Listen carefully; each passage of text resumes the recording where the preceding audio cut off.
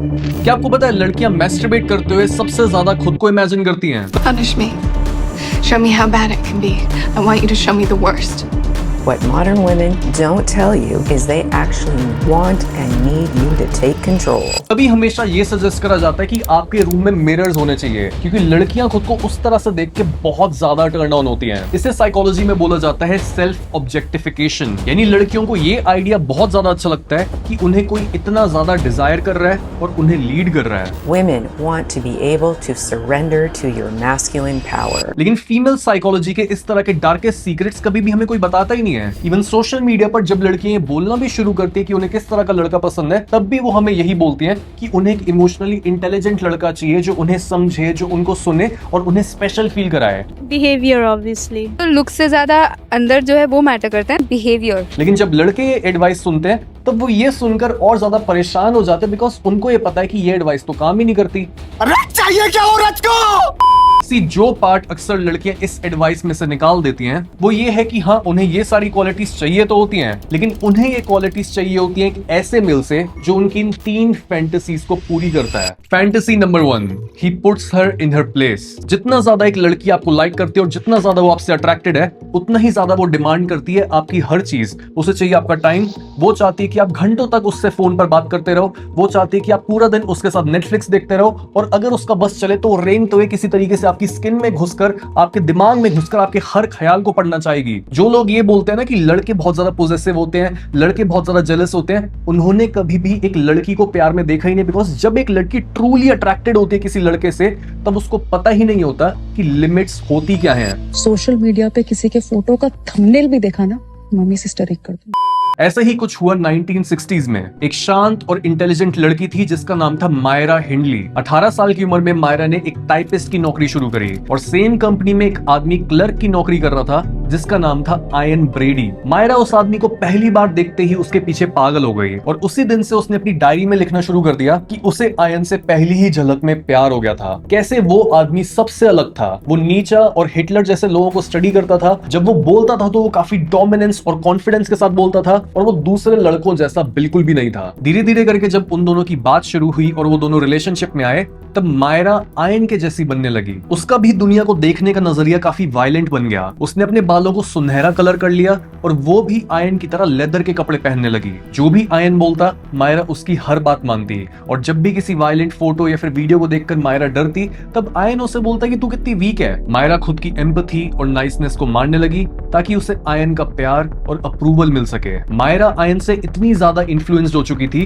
कि वो अब उससे ये डिस्कस करने लगी थी कि एक परफेक्ट क्राइम कैसे कमिट करा जा सकता है। और इसी थ्रिल को एक्सपीरियंस करने के लिए उन्होंने फाइनली 1963 में अपना पहला मर्डर करा। वो दोनों बहाने से बच्चों को अपनी कार में बुलाते, उनका सेक्सुअल असॉल्ट करते और फिर उनको मार देते। आयन बच्चों को मारता और मायरा उसकी फोटोज खींचकर बॉडीज को दफनाने में उसकी मदद करती। और यहीं से शुरू हो गई उनकी सीरियल किलिंग्स, जो तब तक नहीं रुकी जब तक वो दोनों पकड़े नहीं गए। एंड बाय द वे, यही वो किस्सा है जिसके बाद पूरी दुनिया भर के पेरेंट्स अपने बच्चों को ये बोलने लगे कि कभी भी किसी अनजान इंसान के पास नहीं जाना और कभी भी किसी अनजान की गाड़ी में नहीं बैठना। और अब तो बहुत से मॉडर्न केसेस भी हैं जहां पर एक लड़की अपने पति या फिर बॉयफ्रेंड को खुश करने के लिए कोई बड़ा क्राइम करती है। हमने अभी तक बस लड़कों के पागलपन के बारे में सुना है कि जब लड़का प्यार में होता है तो वो जोरू का गुलाम बन जाता है। जब उसका ब्रेकअप या फिर डाइवोर्स होता है तो वो अपने आप को हर्ट करने लगता है। जब वो रिजेक्शन फेस करता है तब उसकी ईगो हर्ट हो जाती है और वो जाके लड़की के ऊपर एसिड फेंक देता है। लेकिन as a society we don't have any clue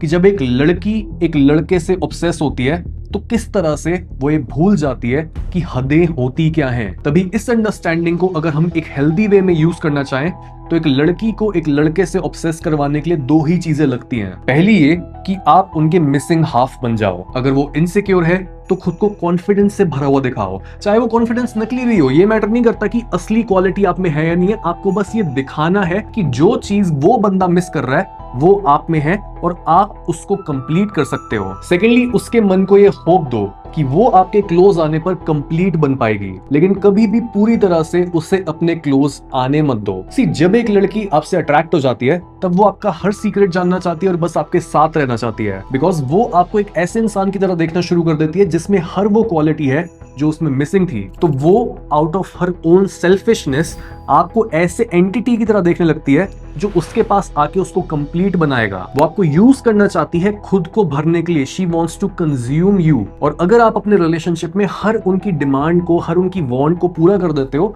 तो आप अपनी इंडिविजुअलिटी को लूज कर देते हो। यहां पर तभी हम ये नहीं बोल सकते कि लड़का चालू है, लड़का मैनिपुलेट करने की कोशिश कर रहा है और लड़की ऐसा नहीं है। दोनों एक दूसरे को मैनिपुलेट करने की कोशिश कर रहे हैं। This is in the middle of the spectrum of spirituality. This is not the top, this is not the bottom, this is just reality. हर कोई अपना मतलब देख रहा है, हर कोई ट्रांजैक्ट कर रहा है अपने रिलेशनशिप में। तो अगर हम समझ लेते हैं कि सामने वाले की साइकोलॉजी क्या है, इसको मेरे से क्या चाहिए और मैं इसको क्या दे सकता हूं, तो रिलेशनशिप्स को हम मास्टर कर सकते हैं। तभी आपने ऐसे रिलेशनशिप्स देखे होंगे जहां पर एक गोरी लड़की है, दूसरा देसी लड़का है, एक इंट्रोवर्ट है, दूसरा एक्सट्रोवर्ट है, एक सुंदर है, दूसरा उतना सुंदर नहीं है, एक बहुत ज्यादा कॉन्फिडेंट है, दूसरा इनसिक्योर है। ये रिलेशनशिप्स बन ही तभी पाते हैं बिकॉज एक दूसरे को कुछ दे पा रहा है। और अगर हमें दूसरे को इन्फ्लुएंस करना है तो हमें उसके आगे उसी चीज को लटकाना होता है जिसको वो अपने अंदर क्रेव करता है कि ये क्वालिटी काश मेरे में भी होती। अगर एक इंट्रोवर्ट है, वो क्यों एक्सट्रोवर्ट्स को देख के ऑब्सेस होता है, चाहे वो ये बोलता भी है ना कि नहीं नहीं एक्सट्रोवर्जन अच्छा नहीं होता है, तुम अपने साथ रहो, बी अलोन, मेडिटेट करो, अपने आप को समझो, सेल्फ अवेयरनेस बढ़ेगी, तब भी वो क्यों ऑब्सेस्ड है, वो उसके बारे में बात क्यों करना चाहता है? Because in the back of his mind he is fantasising extroversion. एक गरीब इंसान बार बार अमीर के बारे में क्यों बुराई करता है या फिर क्यों तारीफ करता है, क्यों वो गोल बनाता है या फिर क्यों पत्थर उठा के वो बोलता है कि ये बिलियनियर्स, ये करोड़पति, ये और टैक्स क्यों नहीं देते? Because they are fantasizing about the riches, because they don't have riches. तभी अक्सर आपने अपनी डेटिंग लाइफ और रिलेशनशिप्स में भी नोटिस करा होगा कि शुरुआत में भी आप किसी लड़की से बात करते हुए बहुत ज्यादा सख्त थे और बहुत ज्यादा स्टोइक थे, तो वो लड़की बहुत ही ज्यादा अट्रैक्टेड थी आपसे। लेकिन धीरे धीरे आप उसकी बातें सुनने लगे, आप ज्यादा पैसे हो गए, आप बहुत प्यार देने लगे, बहुत अटेंशन देने लग गए और उस लड़की ने धीरे धीरे करके आप में सारा इंटरेस्ट लूज कर दिया। ऐसा क्यों होता है? एक लड़का लड़की को बोलता है कि यार जो तूने मांगा था मैंने हर चीज तेरे को दे दी, लेकिन फिर भी तू छोड़ के जा रही है, कितनी गंदी है तू। और लड़की रिप्लाई में आपको क्या बोलती है? हम सबको पता है, एज मेल हमें पता है, वो ये बोलती है मैंने तो तुम्हें बोला ही नहीं था ये करने के लिए। And she is right. वो चाहे मांग भी रही है आपसे, फिर भी नहीं देना है, फिर भी अपना टाइम, फिर भी अपना अटेंशन, फिर भी अपनी एनर्जी, जितना वो मांग रही है उतना ही नहीं देना है। You have to give some time, ताकि उस टाइम की कोई वैल्यू हो और बाकी टाइम अपने पास रखो, अपना तुम मिशन को फॉलो करो। अभी तक मार्केट में कोई ऐसा प्रोग्राम आया ही नहीं था जो मेल और फीमेल साइकोलॉजी को इतनी गहराई में जाके समझा सके। लेकिन हमने अपने बॉय टू मैन प्रोग्राम में फीमेल सिडक्शन से लेकर फिजिकल इंटीमेसी को शुरू कैसे करते हैं और एक नाइस बॉय, एक स्ट्रॉन्ग माइंडेड मेल कैसे बनता है, ये सारी स्किल्स शेयर की हैं। बॉय टू मैन में हर वो मैस्कुलिन टेक्निक है जो आपके पापा आपको सिखाना भूल गए। प्रोग्राम को ज्वाइन करने के लिए डिस्क्रिप्शन में दिए पहले लिंक पर क्लिक करो। Fantasy number 2, the forbidden love. जब भी आपकी सेक्स लाइफ या फिर रिलेशनशिप में थोड़ी डलनेस आती है, तब बहुत सारे सेक्स एक्सपर्ट्स आपको ये सजेस्ट करते हैं कि आप अपने रिलेशनशिप में स्पाइस ऐड करो रोल प्ले गेम्स और कॉस्ट्यूम्स की मदद से। कभी सोचा है वो ऐसा क्यों बोलते हैं? ऐसा इसलिए होता है क्योंकि रोल प्ले गेम्स और कॉस्ट्यूम्स की मदद से आप उस एक्सपीरियंस को ले पाते हो जो रोजमर्रा की लाइफ में पॉसिबल हो ही नहीं सकता। अक्सर आपको भी अपने टीचर, अपने बॉस, अपने फ्रेंड या फिर किसी सेलिब्रिटी के ख्याल आते होंगे, and this is very normal. But आप इन ख्याल और इन डिजायर्स पर एक्शन नहीं ले सकते। बट सोचो कैसा होता अगर आप किसी ऐसी डिजायर को रियलिटी बना पाते। सोचो कैसी होती वो फीलिंग। वैसी ही सेम फीलिंग आप एक लड़की के अंदर जगा सकते हो, जिससे उसे ऐसा फील होगा कि शायद मुझे ये नहीं करना चाहिए लेकिन करने का मन भी है, ये काम थोड़ा रिस्की लग रहा है लेकिन शायद दोबारा मुझे ये करने का चांस ना मिले। साइकोलॉजी में इस तरह के फॉरबिडन लव को इंड्यूस कराने के पीछे कॉन्सेप्ट होता है जिसको बोलते हैं रिएक्टेंस थ्योरी। ये कॉन्सेप्ट बोलता है कि जब भी लोगों की फ्रीडम को रिस्ट्रिक्ट किया जाता है तब वो लोग और ज्यादा मोटिवेट हो जाते हैं वापस से अपनी फ्रीडम को पाने के लिए। यही वजह होती है कि क्यों जब भी हम कहीं पर पढ़ते हैं डू नॉट टच, तब हमारा उस चीज को टच करने का और मन करता है। या फिर क्यों जवान लोगों का अक्सर अपने पेरेंट्स के अगेंस्ट जाने का मन करता है। यानी अब जिस फीमेल से बात कर रहे हो उन्हें हमेशा ऐसा फील कराओ कि आप दोनों साथ में कोई लाइन क्रॉस कर रहे हो। हर डेट पर एक मिस्ट्री और एंटिसिपेशन होनी चाहिए कि ऑलमोस्ट कुछ बहुत ज्यादा इंटीमेट होने वाला है। आप ऑलमोस्ट कन्फेस करने वाले हो कि आप में कितना हाई लेवल ऑफ इंटरेस्ट है। आप ऑलमोस्ट उन्हें इंटीमेट वे में टच करने वाले हो। ये लिमिट्स पार करने की जो एक्साइटमेंट होती है ये उस एक्ट से भी ज्यादा स्टिमुलेटिंग होती है जो एक इंसान अपने दिमाग में फैंटेसाइज करना शुरू कर देता है। अपने और उनके बीच में इसके अराउंड एक जोक सा बना लो। बोलो कि अगर हम इसी तरह से बात करते रहे तो पक्का कुछ ना कुछ गड़बड़ हो जाएगी। या फिर तुम्हारे साथ तो रिस्की काम भी बहुत ज्यादा मजेदार लगते हैं जब आप उनके आगे ये दिखाते हो कि वो रही फिनिश लाइन और एक दिन हम दोनों उस लाइन लाइन को क्रॉस कर लेंगे तब उनका दिमाग एंटिसिपेशन से भर जाता है। वो क्वेश्चन करने लगते हैं कि इसका मतलब क्या है कि एक दिन गड़बड़ हो जाएगी, इसका मतलब क्या है कि ये इंसान बोल रहा है कि मेरे साथ रिस्की काम करना भी इतना ज्यादा मजेदार है। और उनका दिमाग इन क्वेश्चंस पर आंसर करता है अपनी सबसे डार्क और डीपेस्ट फैंटेसीज को इमेजिन करके। उन्हें ऐसा फील कराओ कि ये आप दोनों के बीच का सीक्रेट है। वॉशरूम जाते हुए उनके कान में धीरे से कुछ विस्पर करो, बोलो कि अगर किसी ने हम दोनों को ऐसे देख लिया तो वो समझ जाएगा कि हमारे बीच में क्या चल रहा है। हर लड़की ये बोलती तो है कि उन्हें इस तरह का लड़का नहीं चाहिए जो उनके साथ इस तरह की गेम्स खेले, but this is exactly what women respond to. तो बेस्ट तरीका यही होता है कि आप इस तरह की साइकोलॉजिकल टेक्निक्स के साथ अपनी विजडम और ऑथेंटिसिटी को ऐड करो, और ये टेक्निक्स सिर्फ उस लड़की पर इस्तेमाल करो जिसके साथ आप अपने फ्यूचर को देखते हो। Fantasy number 3, safe unpredictability. अपने आसपास की हर उस फीमेल को देखो जो स्ट्रॉन्ग और इंडिपेंडेंट है। मॉडर्न कल्चर में लड़कियों के ऊपर इतना ज्यादा मेंटल लोड है, उन्हें अपने करियर की प्लानिंग भी करनी होती है, उन्हें सेम क्वालिटी और कंसिस्टेंसी के साथ वर्क प्रोड्यूस करना होता है। डजंट मैटर उनके इमोशंस कितना फ्रीक्वेंटली चेंज हो रहे हैं, और अपनी साइकिल के डिफरेंट फेजेस के दौरान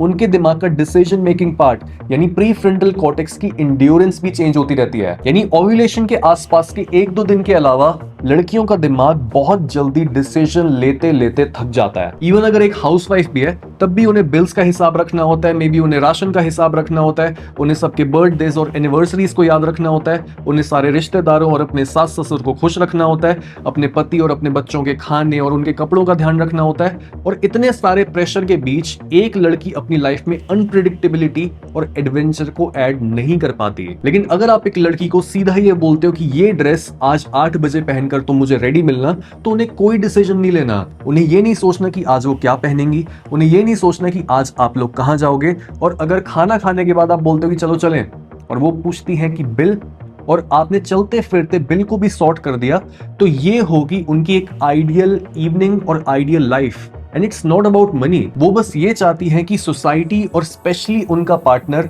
उन्हें मैस्कुलिन बनने के लिए मजबूर ना करे। और अगर एज अ मैन आपका उनको लीड और सेफ्टी प्रोवाइड करने का मन नहीं करता, तो यहाँ पर सिर्फ 2 ही प्रॉब्लम हो सकती हैं। पहली प्रॉब्लम ये कि आप ढंग से काम नहीं कर रहे और आपके पास इनफ पैसा नहीं है, और दूसरी प्रॉब्लम ये हो सकती है कि मे भी आप एक ऐसी लड़की के साथ हो जिसके लिए आप ये सारा काम करना ही नहीं चाहते हो। आप शायद बस उससे फिजिकली अट्रैक्टेड हो और आपको डीप इनसाइड ये पता है कि ये मेरी फाइनल पार्टनर नहीं है। और इस केस में मैं आपको सजेस्ट करूंगा कि आप इमीडिएटली इस तरह के रिलेशनशिप से बाहर निकलो और एक ऐसी लड़की को चुनो जिसके साथ आप लाइफ लॉन्ग विजन देखते हो। और अगर आप अभी एक ऐसी लड़की को अट्रैक्ट करने के लिए रेडी नहीं हो तो अपने ऊपर काम करो। और ये वो रास्ता होता है जो आपको सबसे ज्यादा मैस्कुलिन बनाता है, बिकॉज जब आप अपने ऊपर काम कर रहे होते हो और जो लड़की इस प्रोसेस के दौरान आपको मिलेगी वो लड़की आपकी लाइफ में इतनी ज्यादा यूजफुल होगी कि आपका खुद मन करेगा कि आप और मेहनत करो, आप और पैसा कमाओ, आप उसे और सरप्राइजेस दो और दुनिया भर की चीजें उसको ला कर दो। आप उनके साथ और ज्यादा मैस्कुलिन फील कर पाओगे और वो आपके साथ और ज्यादा फेमिनिन। इसलिए जितना हो सके उतना उनको सरप्राइज और लीड करो, उनकी मदद करो कि वो अपने दिमाग को ऑफ कर पाए और बस अपनी फीलिंग्स को फील कर पाए। और इस तरह का मेल बनना है तो आज ही ज्वाइन करो boy to man program, link description में है।